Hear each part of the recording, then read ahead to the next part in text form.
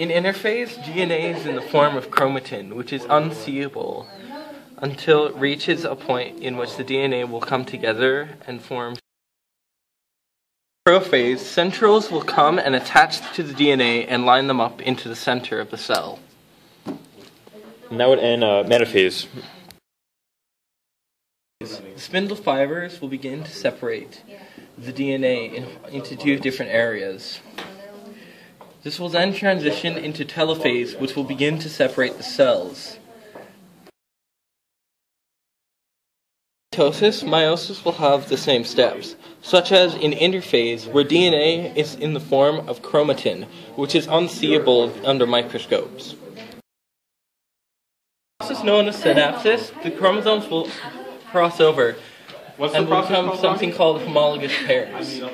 This is called crossing over. We'll swap DNA parts, shown by these, which is when the two DNA or chromosomes will swap DNA. In the metaphase for meiosis, the spindle fibers will move the chromosomes to the center of the cell, but they'll remain in pairs. At anaphase, centrioles at the poles of the cells will begin to pull apart the cell and will take two chromosomes each. Telophase.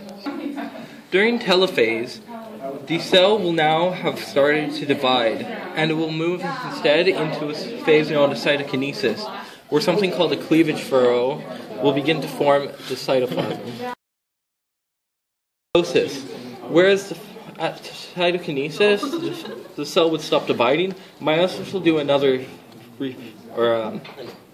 Division? Yeah, division. And it will instead then do the same thing again, as it will move these into the center of each cell. And as it does that, the centrioles will move again to the opposite poles and start pulling the cell apart. In meiosis, at the stage of telophase, when the cells have pulled apart, they will take two parts of the chromosome at once, resulting in 4 cells with each 2 different chromatin inside of it.